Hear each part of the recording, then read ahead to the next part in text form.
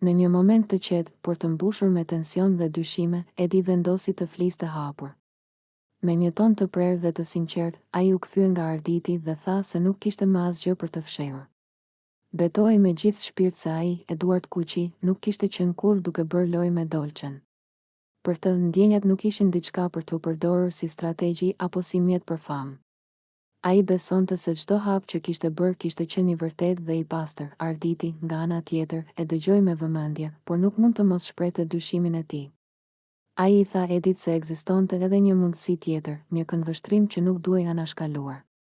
Sipas tij, ndoshta ishte Dolce ajo që kishte përdorur situatën, ndoshta kishte luajtur një lojë, duke e përfshirë Edit vetëm për të fituar vëmendje, për të marrë famë dhe për të qenë në qendër të vëmendjes.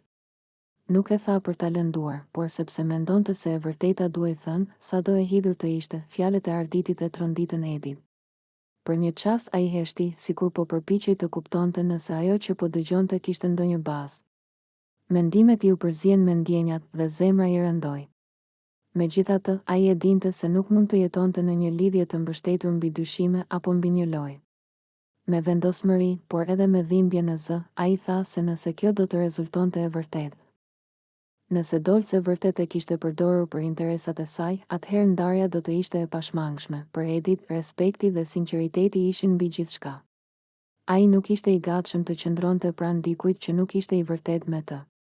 Edhe pse ndarja do t'i dhemte, ai e dinte se më mirë një fund i dhimbshëm se sa një gënjeshtër e gjallë.